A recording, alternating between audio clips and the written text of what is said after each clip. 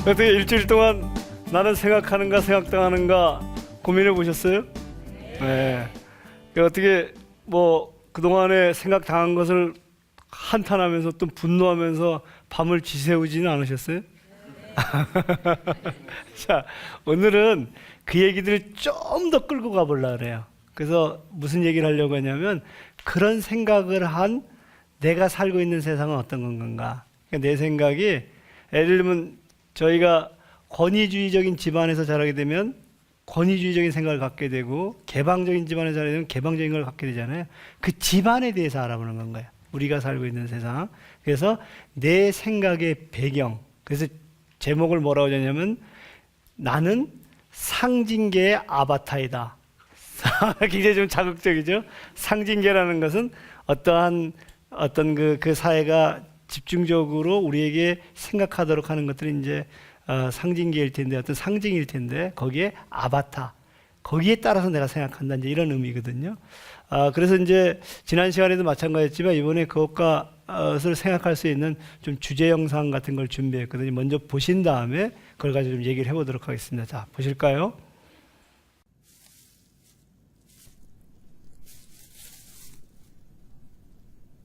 장풍, 잘 잤냐? 헤이, 젤리 다 먹었구나. 자, 이리 와봐봐. 오늘은 내 특식으로 바나나 줄게. 아이고, 장풍이 먹성하는 짱이구나. 근데 난 왜 이런지 모르겠다. 입맛도 없고 밥맛도 없고 시험 성적이 나왔는데 완전 바닥이야. 정말 입맛없다. 성적이 이 모양인데 벌레나 들여다보고 사니 내 참 살맛이 안 난다. 응? 이래가지고 언제 사람 될래? 언제? 알았어요.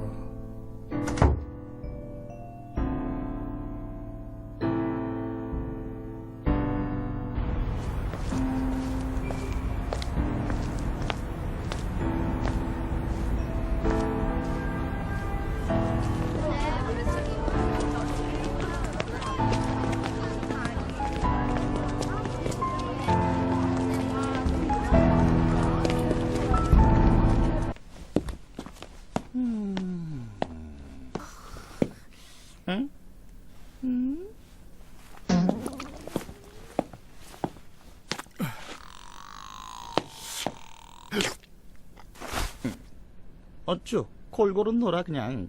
그 파이팅 너나 잘해. 너나 잘하라고. 응? 아이 더러워. 그래가지고 언제 사람 될래? 언제 사람 돼? 언제 되냐고. 이게 뭐야 이게 뭐야. 너 장풍아, 야, 이리 와.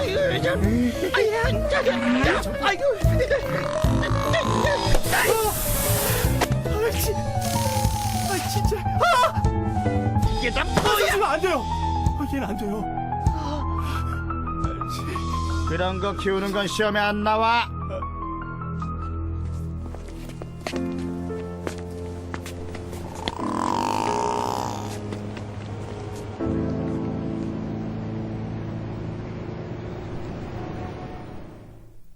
여기가 어디지? 이런데 숲이 있었나? 그래 어서 한잔 해봐. 바로 이 맛이야. 그럼 젤리 같은 거랑 비교가 되냐? 쟤들은? 웰빙이 별거야? 근데 같이 온 네 친구는 어디 간 거야? 원철아, 이리 와봐. 우리 장풍 씨한테 잘해줬다면서요? 엉아도 수액 한잔 할라우? 상수리로 할까 포드로 할까? 사람 몸에도 좋으니까 쭉 마셔. 이야, 야야, 한 잔 더 줘봐. 어때? 스트레스가 싹 풀리지? 야, 죽인다. 오버하는 거 아니야? 사실 얘가 스트레스가 좀 많아. 그래? 그럼 머리 진단 한번 해볼까? 몸은 건강한데 머리는? 스트레스에 자신감 결이요? 자신감 결여? 그래, 난 정말 자신이 없어. 학교를 도저히 따라갈 수가 없어. 난 뭔가가 정말 잘못된 것 같아. 학교? 그렇게 힘든 학교를 왜 가? 사람이 되려고. 사람이 된 다음에 너희들을 연구하면서 살고 싶어. 그게 내 꿈이야. 그럼 뭐 어떡하면 사람이 될 수 있지? 우리 아버지가 그러는데 남을 돕고 공부 열심히 하면 된댔어. 남을 도와라. 그건 우리 장풍이를 지켜줬으니 된 것 같고. 그렇지, 그래. 공부는? 그게 공부가 뭐 하는 뭐야? 거야? 스님도 공부한다 그러고. 그거 공공의 부자 되는 거야, 공부? 우리도 공부는 하는데 수해 공부 같은 거. 네가 하는 공부란 게 뭐 하는 거야? 그래. 내가 잘못된 게 아닌 것 같아.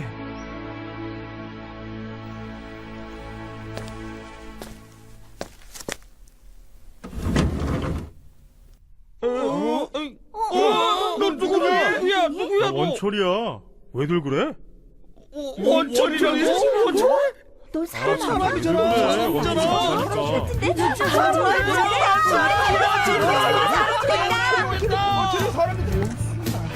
아니야? 이게 나야? 원철이가 사람 됐어. 내가 사람이다. 원철이가 사람 됐어.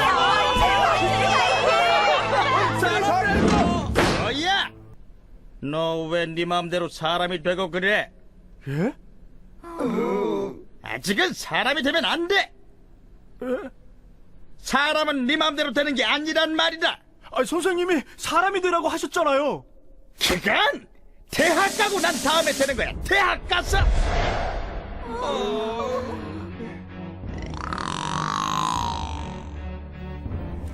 네 원래 모습으로 돌아가란 말이야. 어서 돌아가라고. 대학 가서 되란 말이야. 사람이 좋은 되라고 대학 가서 하셨잖아요. 사람 되는 거야. 너 하나가 잘못되면 학교들이 어떻게 되겠어? 그래, 그렇지. 어서. 어서.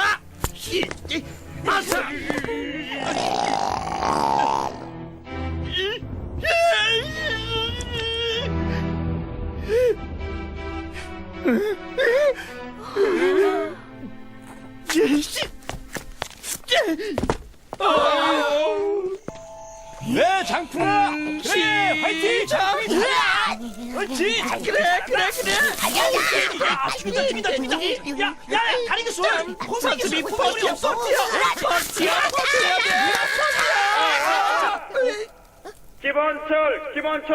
김원철 돌아와라. 빨리 돌아오면 이번 일은 없던 일로 하겠다. 교장 선생님도 약속하셨어. 나중에 진짜 사람이 되면 지금보다 더 행복할 수 있어. 전 지금 행복하고 싶어요.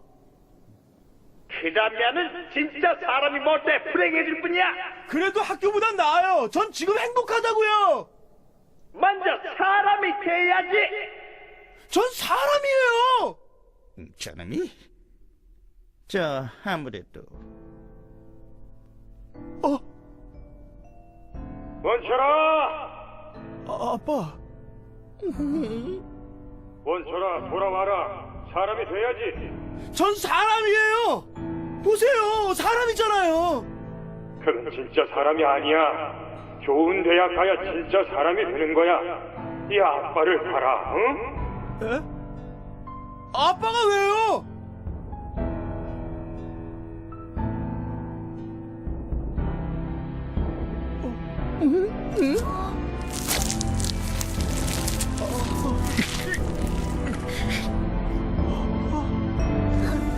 원철아, 이게 진짜 아빠 모습이야. 대학 나오지 않으면 사람 취급 못 받는다 이놈아. 아빠는 고등학교 동창회도 못 나간단 말이야.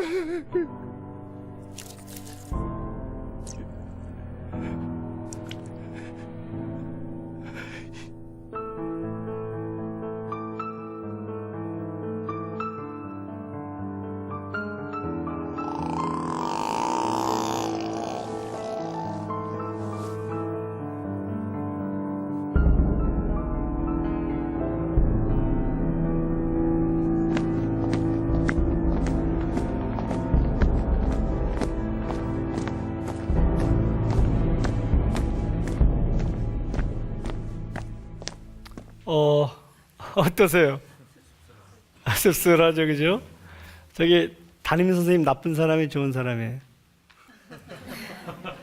교장 선생님 나쁜 사람이 좋은 사람이에요. 아빠.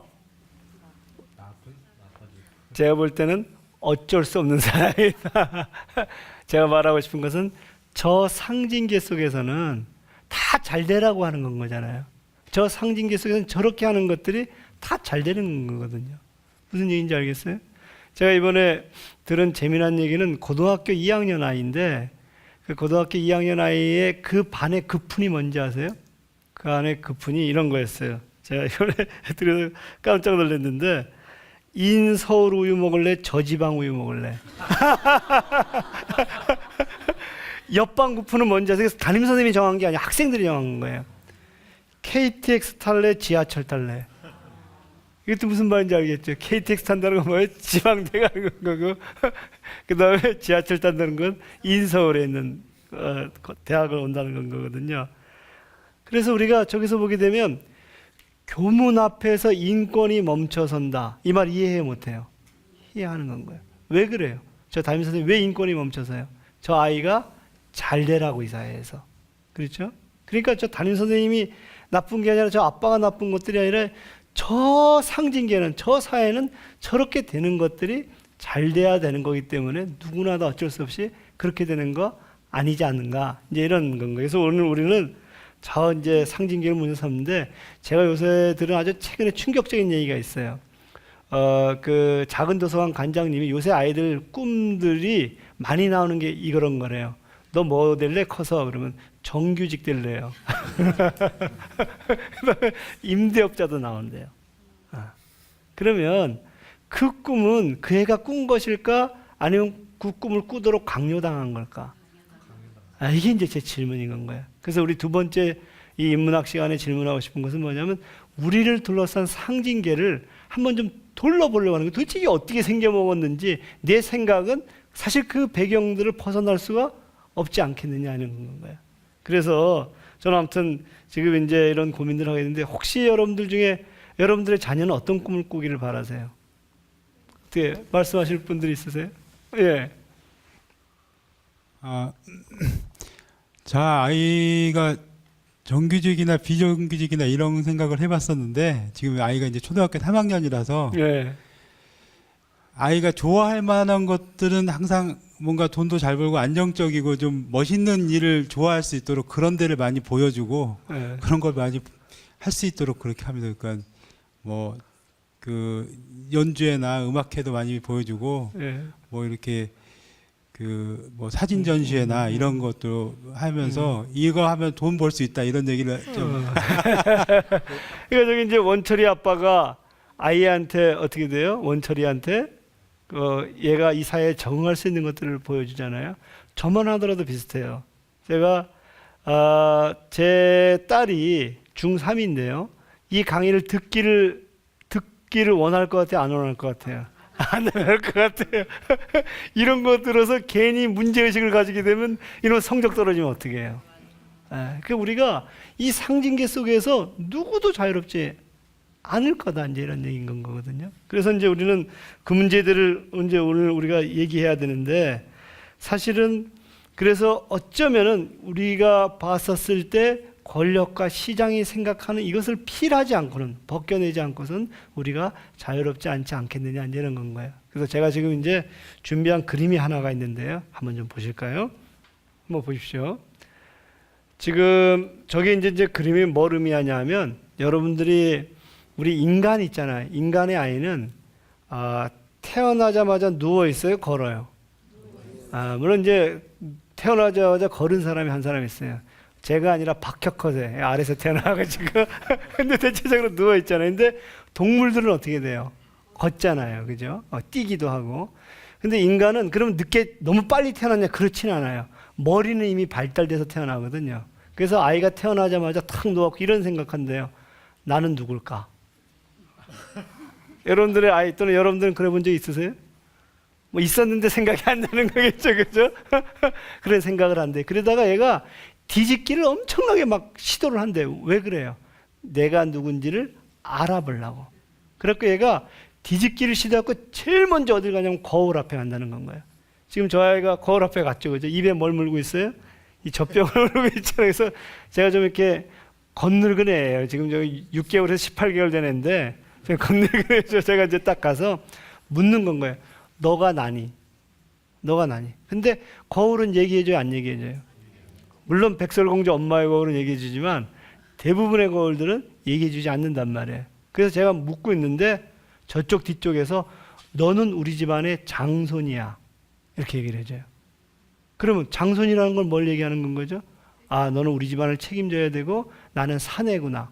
제가 알고 있는 간호학과 교수님이 당신은 왜 의대를 안 갔습니까? 그랬더니 이렇게 얘기를 해요. 내 어릴 때는 어떻다? 여자는 간호학과를 가야 되는 줄 알았다. 뭐가 얘기해줘요? 저 사회적 거울이 나에게 얘기를 해주는 건 거예요. 너는 어때야 된다. 그럼 그것을 들으면서 어떻게 돼요? 얘는 잘하게 되는 건 거예요. 자, 그러면 거울 앞에서 제일 처음에 기억한 나 A가 있어요. 그리고 일반 거울을 보면서 그 속에 있는 나 B가 있어요. 그 다음에 그 거울을 사회적 관계의 거울이 나에게 비춰진, 그래서 내가 형성된, 나의 정체성이 형성된 나 C가 있어요. 나는 누구예요? 나 A에, 나 B에, 나 C예요. 나는 누구예요? 예, 여러분 누굴 것 같아요? 어쩌면 저기에 아무것도 내가 아니지 않을 수 있다. 그래서 나 D가 저기 어딘가 있지 않겠느냐, 그런 건 거예요. 저게 이제 락강의 얘기를 패러디한 건 거거든요. 그 락강의 얘기는 제일 처음에 그 나 B 있잖아요. 나 B를 상상계, 나는 누굴까 하는 것들을 계속적으로 이제 고민해보는 단계거든요. 더 이미지너리 이렇게도 이제 영어로 표현이 되고요. 그 다음에 상징계는 그 다음에 그 사회적 관계들을 통해서 내가 내가 되는 건 거예요. 우리 저 김춘수님의 그 꽃이라는 시에 보면 내가 불러서 이제 비로소 나한테 와서 꽃이 됐다 그러잖아요. 그 관계들 속에서 이제 내가 이제 되는 거죠. 그래서 우리가 저것을 상징계, 더 심볼릭이라 그래요. 저걸 통해서 나야 되는. 그래서 우리가 뭐라 그러냐면, 저 락강은 뭐라 하면, 나는 내가 아니라 타자의 상징이다. 타자가 불러줘 갖고 내가 됐다. 이제 이렇게 되는 건 거예요. 그래서 이제 나 C가 됐지만 실질적인 나 D는 딴 데 있거든요. 계속적으로 불안해해요. 그런데 여러분 이제 재밌는 것들은 뭐냐 하면은 이런 건 거예요. 만약에 저 나 C가, 그러니까 나 A죠. 나 A가 저 상징계가 부여하는 것들 속에 적응을 안 해요. 그럼 막 저항을 해요. 그러면 이걸 정신분석학에서 뭐라 하는지 아세요? 정신분열증 걸렸다. 이렇게 돼요. 거기에 그 질서에, 그 규범에 거기에 적응을 해야 되는데, 여러분 생각해 보세요. 순이가 가출을 했어요. 그럼 순이는 저 상징계에 적응하려고 한 거예요? 거기에 저항하려고 한 거예요? 저항한 건 거예요. 그럼 우리는 어떻게 돼요? 순이를 붙잡아다가 교육을 시키고 심리치료도 하고 가족치료해서 어떻게 저 상징계에다가 적응시키잖아요. 다시 그 학교에 돌려보내는 건 거예요.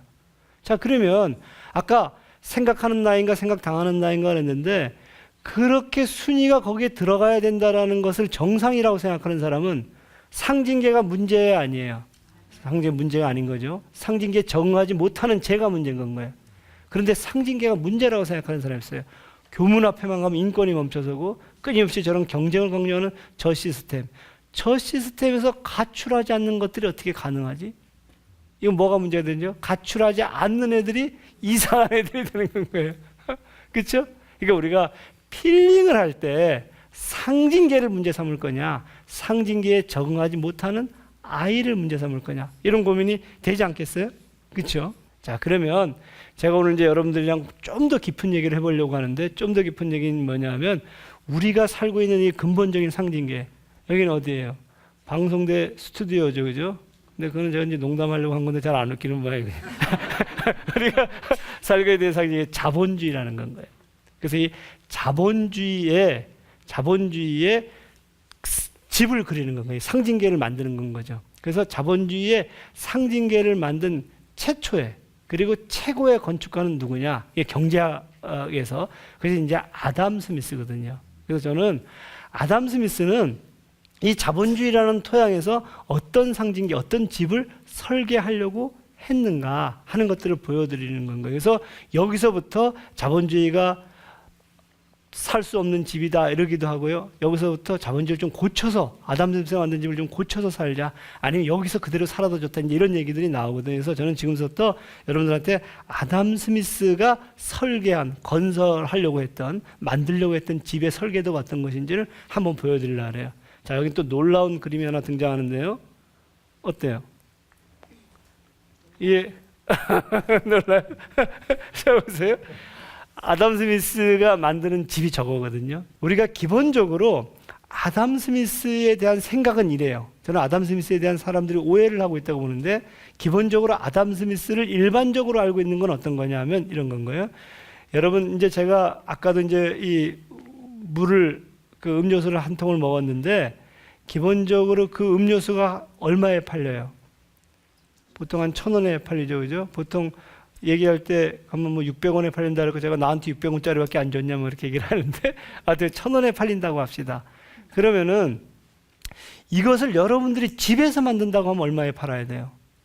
집에서 만든다는 건 뭐냐면 뚜껑도 여러분들 주문을 녹여갖고 하고 디자인도 하고 물도 정수해서 넣고, 그럼 얼마에 팔 수 있을 것 같아요? 10,000원? 100,000원?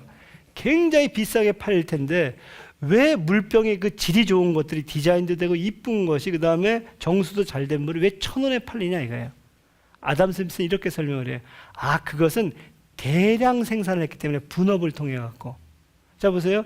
예전에 이제 아담 스미스가 국부론이라는 책을 어떻게 쓰냐면, 핀 공장에서 핀을 만드는데 하루에 한 명의 노동자가 20개를 만들었다는 건 거예요. 근데 이것을 공정을 쪼갠 건 거예요. 여러 개로 분업을 한 건 거죠.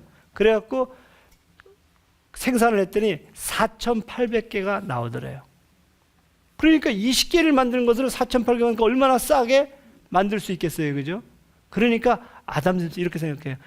야, 이 분업이 이루어지는 이유는 시장이라는 것들에 나가서 더 싸게 더 질 좋은 것을 팔아서 이득을 보려고 하는 자본가들의 욕구 때문이야. 그러니까 시장을 놔둔다라면 사람들은 분업을 통해 질 좋은 것을 싸게 팔려고 할 거야. 뭐 때문에? 자기의 돈을 벌려고 하는 이기심 때문에. 그래서 아담 스미스 뭐라고 얘기하냐면, 우리가 잘 먹고 잘 사는 것은 자본가의 이타심 덕택이 아니라 이기심 때문이다. 그 이기심을 그대로 마음껏 펼치도록 시장이라는 곳에 놔두면 자본가도 잘 되고 생산자도 잘 되고, 우리로도 어떻게 돼? 싼 거를 질 좋은 곳에 가 있으니까 우리도 잘 되고, 또 대량으로 생산되니까 어떻게 돼요? GDP, 국가도 잘 될 거다. 그래서 이게 국부론이거든요. 그래서 우리는 아담 스미스는 뭐라고 얘기하냐면, 아담 스미스는 이기적인 인간을 찬양했다, 이렇게 얘기를 해요. 여기까지가 아담 스미스에 대한 우리의 일반적인 견해예요. 그런데 아담 스미스에 대해서 이 얘기하지 않는 게 있어요.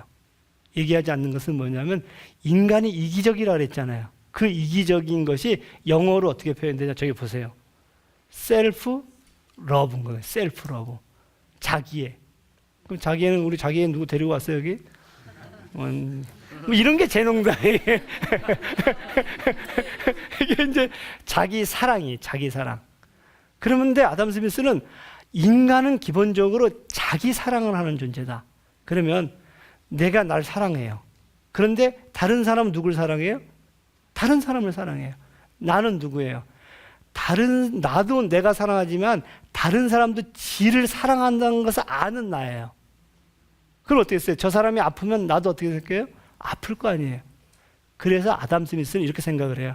아, 내가 날 사랑하듯이 쟤도 쟤를 사랑하는 것을 알기 때문에 내가 쟤한테 해를 끼치지 않으려는 마음이 생긴다. 나는 그러니까 두 개가 존재해요. 자기를 사랑하는 나와 남한테 해를 끼치지 않으려고 하는 나. 남한테 해를 끼치지 않으려고 하는 나가, 저기에 보면 impartial spectator, 공평한 구경꾼이에요. 공평한 그 관람객. 그러니까 나는 어떻게 되느냐? impartial spectator, 그러니까 공평한 구경꾼들에서 우리는 다 같이 공감을 하고 있는 사람들이다. 자, 그럼 보세요. 내가 자본가예요. 내가 지금 여기서 이게 생산을 해갖고 예를 들면 100만 원을 벌었어요. 근데 노동자한테 최소한도 얼마를 줘야 돼요? 저 사람도 내가 적게 주면 기분이 안 좋겠거나 해서 최대한으로 맞춰주려고 하는 무슨 마음이 생겨요? impartial spectator가 있는 거예요. 아담 스미스 생각은 저 셀프 러브와 impartial spectator라는 마음을 가진 인간들이 만든 시장은 어떨 거다? 빈익빈 부익부, 불평등, 독점 이런 것들이 발생하지 않을 거다, 이렇게 구상한 거예요. 그래서 아담 스미스는 실질적으로 저 앞에 얘기 있잖아요. 저 앞에 그 인간의 존재론에 대한 얘기들, 이 존재론에 대한 얘기를 국부론을 쓰기 전에 훨씬 전했어요. 그 책 제목이 뭐냐면 도덕감정론이에요. 도덕감정론. 그런데 우리는 지금 도덕감정론을 얘기해요, 안 얘기해요? 안 얘기해요. 국부론만 얘기하잖아요. 그래서 아담 스미스는 도덕감정론에서 어떤 얘기를 썼냐면 이런 얘기를 써요. 여러분 보세요. 제가 이제 오늘 이제 밥을 먹을 때 하나님한테 기도를 해요. 하나님, 오늘 짜장면을 먹을까요? 짬뽕을 먹을까요? 여러분들이 시험을 볼 때 기도를 해요. 하나님 3번을 찍을까요? 4번을 찍을까요? 이게 인격 신론인 건가요? 하나님이 일일이 옆에서 간섭한다 이거예요. 그런데 하나님은 실질적으로 이런 하나님이 어떤 하나님이냐? 열심히 노력하면 성적을 잘 받게 돼 있어. 그렇죠? 이게 자연신론인 건 거예요. 하나님은 그런 법칙을 준 건 거예요. 뉴턴의 만류인력 법칙처럼 주고 하나님이 어디 가서 뭐 하는지 몰라요. 우리는 그 법칙에 따라서 움직이고 있어요. 아담 스미스는 자연신론을 믿는 건 거예요. 아, 하나님이 우리 인간에게 어떤 법칙을 주었을 거다. 그 법칙은 뭘까? 마음속에 셀프 러브와 임파서 스펙테이터를 주고, 그리고 그 속에서 자유롭게 활동했을 때 누구나 다 잘 되는 저 보이지 않는 손, 시장이라는 걸 줬을 거다. 그래서 실질적으로 아담 스미스의 보이지 않는 손 앞에는 제가 보세요. 신의, 가시 가신 건 거예요. 신의 보이지 않는 손이다. 이렇게 되는 건 거예요. 자, 여기까지 얘기 들으니까 아담 스미스가 어때요? 굉장히 따뜻한 사람 같지 않아요? 네, 그렇죠? 저 따뜻한 사람 발견한 저는 어떻게 생각하세요? 아주 따뜻한 사람인데 재미난 것은 아담 스미스는 계속 걱정을 해요. 내가 생각하는 것은 셀프 러브한 인간인데, 그래서 내가 만드는 집은 셀프 러브 하우스인데, 아까 저 집이 셀프 러브 하우스인 건가요? 셀프 러브 하우스인데, 그리고 혹시라도 셀프 러브와 임파서 스펙테이터에 의해서 문제가 됐었을 때 법률과 국가가 나서서 그걸 보완하거든요. 예를 들면 시장이 어떤 그 빈곤층이라든가 공공적인 역할도 안 했을 때 도로라든가 이런 것들은 국가가 나서서 해야 된다. 법률이 어떤 그것을 지켜야 된다. 이렇게 했는데, 그렇지 않는 사람이 나타나면 어떻게 하지? 인간이 셀프로 보지 않는 사람이 나타나면 저거서 말짱 뭐예요? 도루묵이잖아요. 그러면서 그 사람이 나타나고 계속 걱정을 해요. 그게 누군지 아세요? 그게 신흥 부르주아지예요. 그러니까 자본가인 건 거예요. 그래서 자본가는 아담 스미스는 쟤들은 셀프 러브하지 않고 셀피시할 거다. 셀피시는 뭐예요? 나의 이익을 위해서라면 남의 이익도 해야 하는 사람인 거예요. 셀프 러브는 그래요, 안 그래요? 안 그래요. 제가 영국에 왔었을 때 제 영국의 옆자리에 앉은 친구가 굉장히 책상을 지저분하게 했어요. 놀라운 건 뭔지 아세요? 제 책상으로 절대 넘어오질 않아요. 찌끌찌가 하는 건 거예요. 제가 그 친구한테 뭐라 그럴 수 있어요, 없어요? 없어요. 그런 거예요. 셀프 러브한 거. 지가 좋아갖고 자기를 사랑하는 방식인 거거든요. 더 재미난 것은 지금 내친 김에 제가 막 신이 나니까 막 얘기 나가는데, 우리는 그때 영국에 있었을 때 이 머리 깎는 게 비싸니까 엄마가 깎아줘요. 이상하게 깎일 거 아니에요. 애가 학교에 갔는데 울면서 왔어요. 엄마, 애들이 놀렸어요. 우리는 영국 애들이 잘 놀릴 리가 없거든요. 그런 교육을 받았기 때문에. 누가 놀렸대 했더니 한국 애들이 놀렸다가 한국 애들이 둘이 있었는데 놀렸다고 이제 그렇게 얘기하는 건 거예요. 이게 셀프 러브하지 않고 셀피시하면 자기의 이득을 위해서라면 남의 이익도 하는 사람이 나타나면 그게 누구냐 하면은 아까 말씀드린 대로 신흥 부르주아죠. 그래서 저기 국부론 1권 11장에 보면 계속 경계를 하면서 자본가들끼리는 만나서 얘기도 못하게 해야 된다. 저들이 만나서 얘기하는 건 다 맛밖에 없다. 이런 주장을 막 해요. 무슨 얘기인지 알겠죠? 그래서 이제 여러분들이 이제 저런 것들을 이해하게 되면, 그래서 이제 아담 스미스는 그 다음에 무슨 생각을 하냐면 저 상태로만 된다면 모든 것들은 이렇게 발전할 거다. 보세요. 제일 처음에 어떻게 되냐면 축척을 하려고 할 때 노동력이 많이 필요하잖아요. 그러면 더 많은 투자를 할 때 노동력이 많이 필요하니까 임금이 올라가겠어요? 내려오겠어요? 올라가겠죠. 올라가서 임금을 더 주게 되면 셀프 러브한 자본가가 더 주게 되면 어떻게 되겠어요? 그 다음에 임금이 많아지니까 애를 많이 낳을 거 아니에요. 임금이 많아지면 애를 많이 낳나요? 그게 아담 스미스 생각이에요. 애를 많이 낳게 되니까 다시 어떻게 되냐면은 축척을 할 거 아니에요. 그래서 더 많은 그 기계와 더 많은 노동력을 필요로 하니까 또다시 어떻게 돼? 임금이 올라가면. 그래서 이제 계속적으로 아담 스미스는 저거에 의해서 계속적으로 확장적으로 발전할 거다. 이렇게 본 거예요. 저것의 전제는 모든 것들이 뭐죠? 셀프 러브한 건 거다. 이런 건 거예요. 그런데 그 이후에 사람들은 아담 스미스에서 뭘 뺐냐? 아담 스미스는 셀피시한 인간을 옹호했다.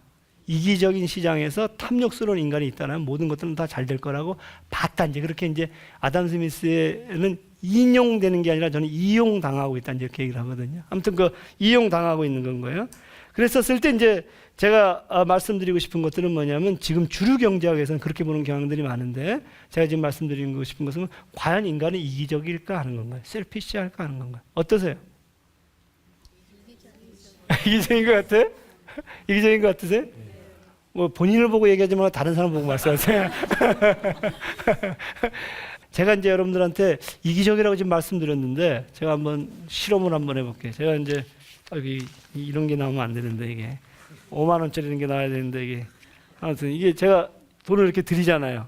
드리면서 이제 감사해요. 이게 좀 이따 저 주셔야 되는 건가요?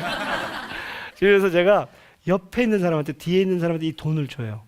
돈을 줄 때 뒤에 있는 사람이 이거 쪼개서 주는 건 거예요. 만약에 10,000원이니까 쪼개서 줄 때 만약에 3,000원을 줬는데 뒤에 있는 사람이 그래 내가 받겠어 그러면 7,000원 3,000원 나눠 갖는 건 거예요. 근데 내가 안 받을래 그러면 저한테 10,000원을 다시 주셔야 돼요. 얼마를 주시겠어요? 얼마를 주면 이 10,000원에서 얼마를 주면 상대가 그걸 받을 것 같아요? 반 정도 5,000원 정도. 얼마를까지 받으면은 내가 그것을 이걸 받겠어요? 다. 이게 이제 이게 무슨 게임이냐면요. 이게 최후 통첩 게임인 건 거예요. 내가 돈 주세요. 이게 가끔 잊어버리고 집에 가기 때문에 챙길 때 확실히 챙겨야 돼요. 이게 뭐냐면 내가 상대에게 얼마를 줄 때 상대가 그걸 용인을 할까? 근데 인간은 이기적이라고 하면 어차피 난 돈을 하나도 안 갖고 저건 내 돈이 아니기 때문에 1,000원을 주더라도 어떻게 해야 돼요? 받아야 되잖아요. 근데 대체적으로 실험을 해보니까 어떤 현상이 발생했느냐? 한번 보여드릴게요. 실험을 해볼게요. 저런 현상이 발생하더래요. 7쌍이 5,000원을 주더래요. 그러니까 상대가 어떻게 돼요? 오케이. 나 그걸 받겠다. 그래도 한 쌍은 6,000원을 줬더니 좋다 받겠다. 그럼 한쪽은 뭐 얼마를 받은 건가요? 4,000원을 받은 건 거죠. 또 한 쌍은 6,000원을 줬는데 거부를 하더래요. 왜 그랬겠어요? 우린 잘 알 수가 없죠. 왜 그랬느냐? 5,000원 받고 싶었는지 아니면 아까 10,000원을 다 받아야지 할지 모르죠. 그 다음에 이제 한 쌍은 4,000원을 줬는데 거부를 하다는 거예요. 대체적으로 어때요? 5,000원이다라는 거예요. 우리 마음속에 뭐가 있다는 건가요? 굉장히 아담 스미스가 얘기했던 임파셜 스펙테이터가 있는지도 모른다는 건 거예요. 근데 이제 게임을 바꿨어요. 어떻게 게임을 바꿨냐면 상대가 얼마를 받든지 간에 본인이 갖는 건 거예요. 아까는 상대가 받아야지 내가 갖잖아요. 얼마 주시겠어요? 하나도 안 주셔도 10,000원을 가질 수가 있고요. 3,000원을 주셔야 되고 상대는 어떻게 말을 할 수가 없어요. 10,000원 달라고 얘기할 수가 없어요. 얼마를 주시겠어요? 3,000원만. 그렇지. 3,000원만 주고 7,000원을 갖겠다는 이런 말씀이죠. 근데 이런 실험들을 또 계속 해봤대요. 그리고 이것은 전 세계에서 해봤더니 이런 결과가 나오더래요. 어때요? 7쌍이 5,000원을 주더래요. 그리고 한 쌍이 4,000원을 주고 두 쌍은 어떻게 된 건가요? 자기가 다 10,000원짜리를 가지는 거예요. 어때? 이것도 결과를 봤더니 대체적으로 어떻죠? 대체적으로 사람들이 기본적으로 이 마음속에 어떤 그 상대에 대한 배려들이 있다는 건가요? 우리가 불이 나게 되면 어떻게 돼요? 막 뛰어나가게 되잖아요. 누군가가 우리 연말에는 TV 프로그램에 아픈 사람들이 있으면 어떻게 돼요? 내가 힘들더라도 어떻게 돼요? 돈을 내려고 하는 마음이 있잖아요. 그래서 크로포트킨이라는 사람은 뭐라고 했냐면 인간은 이기적인 것들보다 오히려 협동적이고 연대적인 성향들 훨씬 더 강하다 이렇게 주장을 해요. 크로포트킨이라는 사람은. 그러면서 이제 무슨 얘기를 하냐면 이 사람은 이제 인간의 본성은 어찌 되면 그 늑대에 맞서서 이렇게 그 말들이 어떻게 돼요? 그렇게 둘러가지고 그 저항을 하잖아요. 그런 것처럼 또 우리도 맹수를 잡을 때 다 협동을 하잖아요. 그래서 어쩌면은 인간은 이기적이지 않지 않을 수도 있다. 그러니까 우리가 알고 있는 기본적인 상식은 뭐였어요? 인간은 이기적이다. 근데 지금 봤더니 인간은 이기적이지 않을 수도 있다. 어떻게 좀 듣다 보니까 좀 어떠세요? 이제 그런 건 거예요. 그래서 우리가 알고 있는 상식들이 그럴 수 있다는 건 거예요. 그런데 그럼 이기적이면 어떻게 할래는 건가요? 이기적이면 어떻게 할래? 이기적이면 아까 아담 스미스는 뭐라 그랬어요? 주류경제학은 다 잘 될 거다 그랬거든요. 그런데 이기적일 때 다 잘 안 된다 하는 어떤 그 실험들이 있어요. 이게 죄수 딜레마 게임인데요. 한번 보세요. 죄수 딜레마 게임은 뭐냐면 그런 건가요? 두 명의 죄수가 잡혔어요.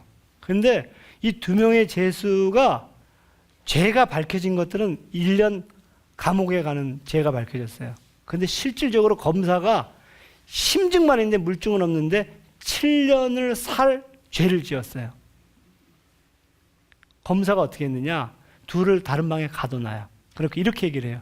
네가 침묵을 하면, 네가 죄가 없다고 침묵을 했는데 상대가 풀어버리면 너는 상대까지 뒤집어서 14년을 살 거다. 그리고 부른 사람은, 자백한 사람은 바로 석방이 될 거다.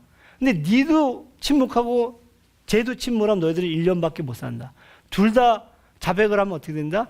7년, 원래 7년이니까 7년을 갈 거야. 너 어떻게 할래? 하고 죄수를 가둬뒀어요. 어떤 결과 나올 것 같아요? 예?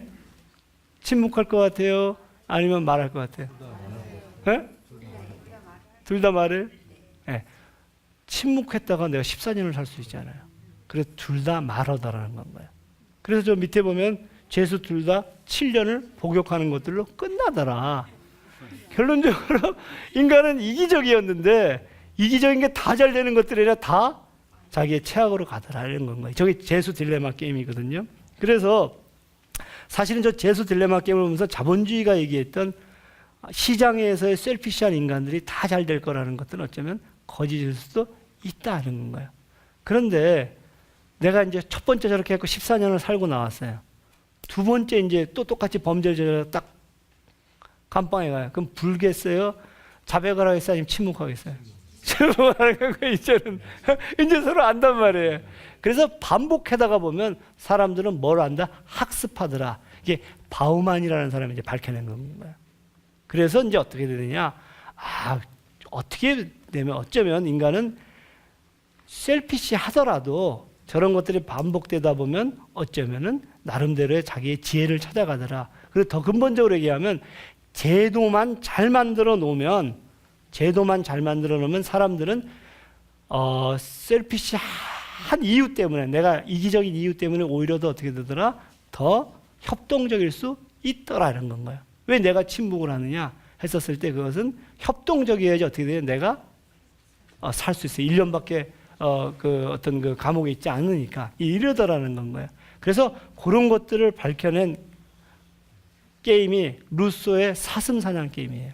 사슴사냥 게임이 뭐냐면 둘이서 사슴을 잡기로 했어요. 그래갖고 길목에서 이제 사슴을 지켜요 이렇게. 그런데 저쪽에 토끼가 나타나요. 그러면 여러분들 토끼를 잡으러 가요? 아니면 사슴을 계속 지켜요? 그래서 이제 사슴을 잡게 되면 저기에 보면 5씩의 이득이 있어요. 근데 토끼를 잡으면 그만큼 이득이 없고 2씩 이득이 있어요. 근데 나는 길목을 지켰는데 상대는 토끼를 잡으러 가잖아요. 그럼 나는 잡아요, 못 잡아요? 아니, 못 잡아요. 왜냐면 사슴이 왔다 도망가 버리니까. 근데 나는 0이고 쟤는 2가 있어요. 자, 이 사람이 2의 이득을 가질 거냐, 5의 이득을 가질 거냐. 이렇게 보면 어떻게 돼요? 훨씬 더 어떻게 되죠? 2보다는 5를 가질 수 있는 생각들을 가질 수 있잖아요. 그죠? 그래서 제도를 잘 만들면 어쩌면은 그럴 수 있겠다. 여러분 생각해 보세요. 여러분들이 자녀한테 첫째 딸한테 케이크를 사왔어요. 케이크를 사와가지고 첫째 딸이 야 첫째야 잘라봐라 그랬어요. 근데 첫째가 자기가 많이 몰라 한 쪽을 이렇게 크게 잘랐어요. 아무 생각 없이. 그때 엄마가 이렇게 얘기를 해요. 둘째야 네가 골라봐라 이렇게 얘기를 해요. 그럼 여러분들의 둘째는 뭘 골라요? 아니 우리 딸은 그러지 않아요. 언니 많이 먹으라고 작은 걸 올 때 왜 여러분들은 전제를 자꾸 이기적이라고 생각하세요? 둘째가 큰 걸 골랐어요. 엄마가 그 다음날 왔어요. 또 이번엔 더 맛있는 파이를 사왔어요. 첫째야 네가 잘라봐라 그랬어요. 첫째 어떻게 잘라요? 쬐끄맣게 자르면 큰 게 하나가 있잖아요. 그러니까 똑같이 자르는 거야. 뭐 하려고? 지가 많이 먹으려고. 그러니까 제도를 잘 만들어 놓으면 어떻게 된다? 인간이 이기적일지라도 공평하게 행동을 할 거다 이런 건 거예요. 이게 이제 우리가 사슴 사냥 게임에서 이제 보여주는 건 거거든요. 자, 그럼 여기까지는 쭉 이론들이었었어요. 그러면 정말로 한 국가가 어떻게 저런 것들을 실질적으로 제도와 정책들을 만들었었을까 하는 것들을 지금 여러분들과 함께 알아보려고 해요. 그런데 아까 아담 스미스가 만든 집 기억나시죠? 그 집을 보면서 마르크스라는 사람이 나타나서 이렇게 얘기를 해요. 야, 봐라. 네가 만든 집이 셀프 러브하다고 했는데, 셀프 러브 하우스라고 했는데 그 속에는 셀피시한 사람들만 있지 않냐. 셀피시한 사람들이 있어서 어떤 일들이 벌어졌는지 아세요? 빈곤. 그렇죠? 특정한 계층한테 빈익빈 부익부가 생기니까 불평등. 그렇죠? 독점. 아까 아담 스미스가 걱정했던 게 독점이잖아요. 그 다음에 공황도 와요. 공황은 뭐죠? 물건은 많은데 살 사람들이 없어요. 우리가 지금 그렇게 돼가고 있는 거 아니에요? 자꾸 이렇게 가계빚이 불어나게 되면 나중에 소비가 위축이 되잖아요. 물건이 났는데 안 팔리면은 기업이 망하는 건 거거든요. 공황. 그 다음에 막스는 어떤 것까지 온다면 전쟁까지 왔다고 봐요. 왜 전쟁까지 오게 돼요? 내가 양질의 제품을 싸게 만들려면 어떻게 해야 돼요? 연료도 싼 것들 구해야 되고 노동력도 싼 걸 구해야 되잖아요. 어디 있어요 그게? 아시아, 아프리카에 있으니까 그것을 서로 쟁탈하기 위해서 제국주의자들이 전쟁을 벌인다는 거예요. 그 이면에는 누가 있고? 셀피시한 자본가가 있고. 그러니까 막스는 어떻게 생각했냐면 너의 얘기는 이상이었고 실질적으로는 셀피시한 사람들이 이런 세상을 만들었다. 자, 그래서 마르크스는 그러한 것들을 뭘로 보여주냐? 자본론에서 그 어떤 그 아담 스미스의 만든 집을 피래요. 그러니까 벗겨내는 건가요? 그럼 어떻게 벗겨내느냐? 요건 건가요? 자, A 공장하고 B 공장이 있어요. A 공장은 노동자들이 공장과 기계를 소유했어요. 공동으로. 그러면 A 공장에서 케이크를 만들었는데 30개를 만들었어요. 10명의 노동자가. 30개를 만드는데 10개는 어디로 갔느냐? 기계 사용료로 들어갔어요. 그럼 20개가 남았을 거 아니에요. 20개인데 20만 원이에요. 그러면 10만 원, 20만 원을 어떻게 내서 10명의 노동자가 나눠 가져요. 그러니까 1인당 2만 원씩 가질 거 아니에요. B 공장은 거기 사장이 있어요. 아까 자본가가 있는 건가요? 그러니까 10개는 뭐로 가요? 기계 사용료로 가고. 그러면 나머지 20만 원이 있잖아요. 그 중에 10만 원은 누가 가져요? 자본가가 갖고 10만 원은 노동자가 가서 만 원씩 갖다라는 거예요. 그럼 A 공장에는 보세요. 각 2만 원씩 가졌는데 노동자 10명이. 그래서 각각이 2만 원씩 가졌는데 그 다음에 B 공장은 어떻게 돼요? 만 원씩 갖더라. 뭐 때문에 그래요? 생산수단을 사적으로 소유했기 때문에. 이게 막스의 생각이에요. 그래서 막스는 자본주의에서는 일하지 않는 자가 먹는다는 건 거예요. 그래서 일한 것만큼 노동자들이 가지지 못한다 그래요. 여러분 보세요. 여기 이제 대학로에 제가 잘 가는 집 중에 한 집이 있는데 그 집이 굉장히 괜찮아요. 그 커피숍인데 놀라운 거 뭔지 아세요? 제가 가갖고 그 넓고 좋은 그 카페에 새 테이블이 찬 적을 본 적이 없어요. 항상 제가 누굴 만나고 조용하게 얘기할 땐 거기 가거든요. 근데 그 집은 안 망해요. 왜 안 망하는지 아세요? 그 건물의 주인집인 거예요. 무슨 얘기인지 알겠어요? 근데 다른 집은 이 대학로에 보게 되면 계속 바뀌어요. 장사가 잘 되는데 뭐 때문에 그랬어요? 집세를 계속 올리는 거예요. 그러니까 막스는 어떤 생각이냐? 저것을 공적으로 소유한다라면 일하는 것만큼 저렇게 망하지 않을 텐데 이렇게 주장을 하는 건 거예요. 얘기가 돼요? 그래서 이제 막스의 결론은 뭐겠어요? 막스의 결론은 뭐냐면 그래 결론적으로 그래서 생산수단의 사적 소유를 철폐하고 공적 소유로 가야 돼. 이게 사회주의예요. 갈 때 어떻게 가겠죠? 자본가들이 그것을 순순히 내놓겠어요? 안 내놓으니까 혁명밖에 없다 이렇게 주장을 해요. 이게 공산당 선언을 해요. 그래서 만국의 노동자들이여 단결하라. 너희들이 잃을 것은 쇠사슬이고 얻을 것은 자유라. 이렇게 얘기를 하는 건 거예요. 막스 얘기는 됐죠. 그럼 보세요. 자본주의가 아담 스미스식으로 갔어요? 안 갔어요? 안 갔어요. 막스식으로 갔어요? 안 갔어요? 안 갔어요. 그런데 자본주의는 어떻게 됐어요? 여전히 자본주의로 살아남았단 말이에요. 도대체 어떻게 이렇게 살아남았을까? 궁금하지 않으세요? 궁금하면 500원. 아무튼 그거 어떻게 됐느냐? 지금 저기에 이제 비밀이 있어요. 보세요. A 공장, B 공장, C 공장을 보세요. C 공장. C 공장은 기본적으로 어떻게 됐냐면은 자본가가 아까 10만 원 가졌잖아요. 그 10만 원 중에 5만 원을 빼가지고 누구한테 줘요? 다시 노동자한테 줘요. 그럼 A 공장에서는 노동자가 얼마를 가져요? 전체로 A 공장에서는 20만 원. 노동자 전체가 B 공장에서 얼마 가져요? 10만 원. C 공장에서 얼마 가져요? 15만 원. 그러면 그 5만 원을 어떻게 할 거냐? 보세요. 저기 보게 되면 5만 원을 어떻게 빼내느냐 했을 때 세금으로 빼낸다는 거예요. 그래서 10만 원의 이익 중에 자본가 10만 원 주고 5만 원을 자본가한테 주고 5만 원을 세금으로 걷는 건 거예요. 그런데 자본가는 어떻게 하고 싶겠어요? 나는 이양 줄 거 7만 원 갖고 쟤는 3만 원 주고 싶겠다. 노동자는 어떻게 하고 싶겠어요? 내가 6만 원 갖고 네 4만 원 가져라. 끊임없이 저게 싸움들이 벌어져요. 그랬을 때 저것을 세금으로 걷어가지고요. 세금으로 걷어갖고 노동자들한테 주는 건 거예요. 일반 시민들한테. 줄 때 어떻게 줘요? 그냥 돈으로 주는 것들이 아니라 어떻게 주냐면 사회적 임금으로 줘요. 사회임금. 여러분 제가 오늘 사회임금 받았거든요. 어떻게 받았는지 아세요? 버스에서 전철을 갈아탈 때 환승되었습니다. 이게 사회임금이에요.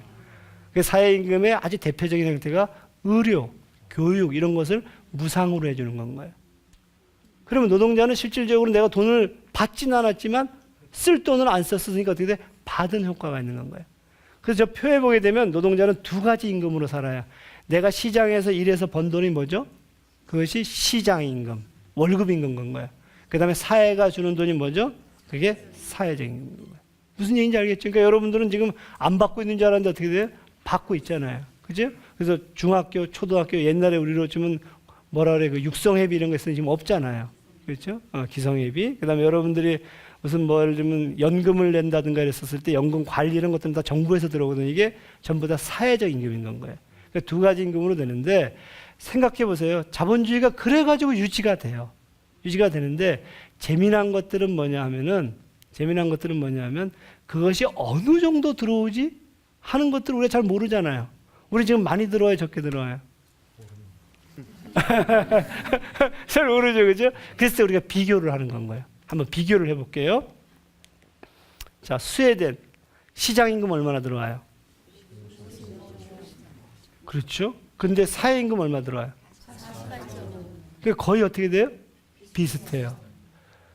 서유럽에 가면 장애인 거지와 노인 거지를 거의 못 봐요. 왜 못 보겠어요? 내가 노동시장에서 탈락이 되더라도 무슨 돈이 들어와요? 사회임금이 들어오는 거예요.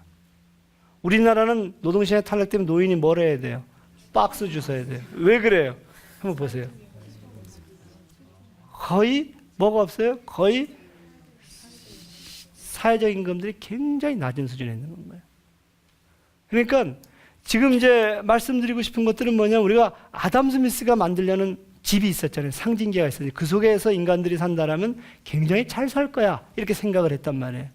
그런데 그것이 실질적으로 아담 스미스의 전제와는 달리 셀피시한 인간들이 점거를 하면서 굉장히 전쟁도 오고 공황도 오고 빈익분 불평등이 생겨서, 그래서 이제 막스는 자, 저 집은 어떻게 된다?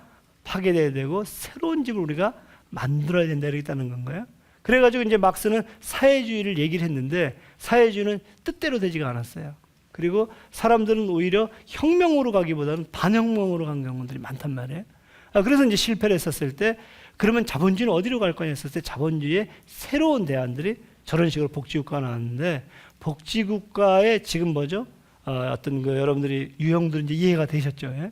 그래서 이제 저런 새로운 유형들로 가게 됐다는 건 거예요. 그래서 여러분 보세요. 자본주의가 지금 가는 길들을 제가 한번 표시를 해봤어요. 저 그림을 보게 되면, 자, 봉건제에서 고전적 자본주의, 아까 아담 스미스가 그렸던 그 시점이 온 건 거예요. 그때 되면 아담 스미스는 셀프 러브한 인간들이 임파셜 스펙테이터에 기반을 해서 다 잘 될 거라고 본 건 거예요. 근데 그것이 잘 되지가 않았고, 한편에서는 그것에 대해서 사회주의의 길을 가야 된다 하고 1번 길 있잖아요. 이거는 마르크스가 얘기했던 사회주의인 건 거예요. 근데 저기 이렇게 검게 칠한 거 있잖아요. 저기 장애물인데 저게 뭐죠? 혁명인 거예요. 혁명. 왜? 자본가들이 순순히 생산수단을 안 내놓을 테니까. 그런데 4번 길 있잖아요. 4번 길은 뭐냐면 야, 아담 스미스는 틀리지 않았어. 오히려 시장에 개입했기 때문에, 그리고 또 저는 마르크스주의자들이 시장을 교란했기 때문에 문제가 된 건 거야. 그러니까 우리는 다시 4번 길로 가야 돼. 그럼 4번 길에 저기 검정 거 있잖아요. 저런 것들이 뭐냐면 저기 장애물이 저기 뭐냐면 빈곤과 불평등 뭐 이런 것들이 나타나는 건 거야. 그럼 저건 어떻게 할래? 이렇게 얘기를 해요. 야, 그거야 어쩔 수 없지. 자기가 노력하지 않은 결과인데 뭐 어떻게 하겠어? 이런 생각을 해요. 아까 그래서 저기서는 뭐가 찬양이 돼요? 장애를 극복한 원숭이. 그러니까 열심히 노력하고 근면 자립 자조에 의해서 저 사람들이 시장에서 자기의 어떤 그 역할들을 한다라면 되지 않겠어? 이런 이제 생각을 갖고 있는 건 거예요. 3번 길 있잖아요. 3번 길. 3번 길은 지금 제가 아까 얘기했던 복지국가의 길인 건 거예요. 야, 어떻게 하면은 저 신자유주의, 그러니까 4번 길을 우리가 보통 이제 신자유주의라고 얘기하는데 신자유주의의 저런 문제들을 피해서 자본주의로 갈 수 있을까? 그때 아까 어떻게 가요? 사회임금을 통해 갖고 조세를 통해서 사회임금을 통해 갖고 가는 방법들이 있지 않겠어? 하는 것들이 이제 3번 길인 건 거예요. 자, 그럼 이제 여러분들 궁금한 거 있죠? 몇 번 길이 남았어요? 2번 길이라고 2번 길. 2번 길이 이런 건 거예요. 아, 이게 이 혁명을 하기 싫고 사회주의로는 가고 싶고 그랬었을 때 평화적으로 점진적으로 선거에 의해서 공기업들을 확장해갖고 자본주의를 질식시키는 방법으로 가는 방법 없을까? 하는 것들 2번 길인 건 거예요. 여러분 몇 번 길이 좋으세요? 3번이요? 3번 길? 예, 복지국가의 길이에요? 예. 또 다른 분들은 어떠세요? 2번? 2번 길도 있고 그 다음에 제가 볼 때 1번 길도 있을 테고 그 다음 뭐 우리가 솔직히 4번 길을 얘기하면 빨갱이라고 하니까 뭐 대놓고 해주면 있지 않겠어요, 그죠? 그래서 우리가 어떤 길들을 가느냐 하는 것들은 이렇게 얘기를 해요. 나에게는 어떤 길이 좋다고. 사람마다 다 다르거든요. 그러니까 우리가 인문학을 한다라는 것들은 각각의 길들에 대해서 우리가 근본적으로 고민해 보는 거예요. 고민할 때 제가 얘기하는 전략이 한 가지 있어요. 이게 현상에서 얘기하는 건데요. 내가 갖고 있는 생각들을 이렇게 가로 안에 쳐두는 건 거예요. 이걸 에포케라 그러거든요. 그래 놓고 저들의 얘기를 들어보는 거예요. 첫 번째 누구 얘기를 들어봐요? 아담 스미스의 얘기. 우리가 지금 봤더니 아담 스미스의 얘기만 들어서 아담 스미스에 대한 얘기를 들었어요. 아담 스미스에 대한 얘기를 들은 거예요. 그러니까 인간은 이기적이다 이렇게 하는데 봤더니 아담 스미스는 꼭 그렇지가 않잖아요. 그 다음에 마르크스에 대한 얘기를 들었어요. 마르크스의 얘기를 들었어요. 마르크스에 대한 얘기. 그러니까 마르크스는 정말 빨갱이다 그랬는데 사실 마르크스의 고민은 굉장히 어떤 공동체가 어떻게 할 것인가에 대한 고민이란 말이에요. 그 다음에 저기 4번 길도 있잖아요. 우리가 신자유주의가 나쁘다는 얘기들을 하거나 신자유주의 아주 추종자가 있는데 사실은 신자유주의 하이에크의 얘기를 한번 들어봐야 돼요. 그렇죠? 그 다음에 복지국가의 얘기를 들어보고 그 의 얘기들을 들을 때는 자기가 기존에 갖고 있었던 생각들을 가로 안에 쳐두고 왜? 이것은 어쩌면 생각 당한 건지 모르니까 쳐두고 그 다음에 내가 살고 있는 공동체를 한번 둘러봐야 되지 않지 않겠느냐 하는 것들인 건 거예요. 왜? 이 생각, 내 생각의 배경은 저 상징계들 속에서 이루어지는 거기 때문에 그랬었을 때 근본적으로 우리가 어떤 새로운 상상을 하지 않겠느냐 이제 이런 건 거예요. 제가 오늘 여러분들이랑 나누고 싶었던 것들은 이제 저런 내 생각의 배경들을 좀 알려고 하는 거였고요. 그 다음에 제가 여러분들하고 진짜로 나누고 싶었던 것들은 여러분 설국열차 보셨어요? 설국열차는 이제 지구가 멸망하고 나서 열차 안에 사람들만 남았잖아요. 앞칸에는 지배층인 그 윌포드라는 사람이 엔진을 장악하고 있고요.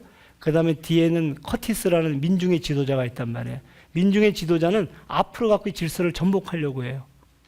근데 윌포드는 뭔지 아세요? Keep the position. 너의 포지션을 지켜라. 이것이 정의로운 건 거다. 이것이 조화로운 건 거다. 이렇게 해요. Keep your place. 너의 플레이스를 지켜라. 그런데 커티스는 어떻게 하고 싶어요? 이거를 전복하고 싶은 거예요. 질서를 전복해서. 하지만 커티스는 바깥으로 나가려고 그래? 안 나가려고 그래?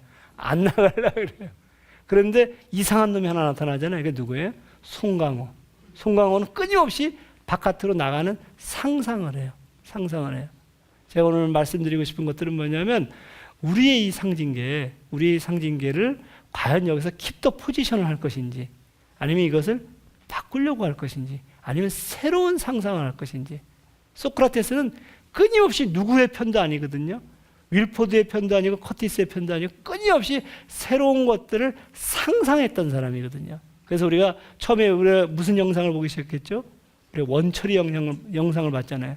그 원처리를 과연 그 상징계에다가 놔두고 끊임없이 keep the position, keep your place를 할 것인지, 아니면 상징계를 바꿔가 아버지와 그래서 교장 선생님과 담임 선생님의 관계들을 새롭게 할 것인지, 아니면 그도저도 아니면 새로운 상상을 할 것인지 하는 것들이 여러분들과 저하고 오늘 고민했던 것 같아요. 그래서 여러분들은 내 생각은 내가 하는 것들이 아니라 어쩌면 내 배경들 속에서 하는 건데, 그 배경을 놔두고 내가 과연 제대로 된 생각하는 나가 될 수 있는지 하는 것들을 여러분들과 오늘 좀 알아봤고요.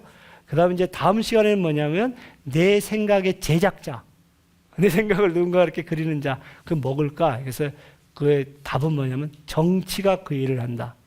그래서 이제 정치에 대한 이야기를 해보려고 해요. 이렇게 되면 이제 일부인 나는 생각하는가에 대한 것들을 이제 총 단원을 내리고, 그 다음부터 이제 우리가 성찰, 우리 사회 나는 행복한가로 넘어가게 됩니다. 아무튼 이 인문학이라는 것들은 제 혼자서 이렇게 생각하는 것들이 아니라 이 공동체를 만들어가고 있고 그 속에 살고 있는 우리들이 다 같이 생각할 때, 그래서 I think가 아니라 we think가 됐었을 때 비로소 우리가 공적인 토론들이 생겨나고 비로소 우리가 필링의 인문학을 할 수가 있고, 그것을 통해 우리가 어떤 그 상징계의 변화들을 모색할 수 있다. 그런 점에서 오늘의 여러분들이 이렇게 참여하신 것들이 의미가 있고, 저는 그런 점에서 이 인문학이라는 것들이 정말로 우리들의 삶을 바꾸는 근본적인 화두와 통로가 될 수 있다 이렇게 생각하면서 오늘 제 강의는 이걸로 마치겠습니다. 수고하셨습니다.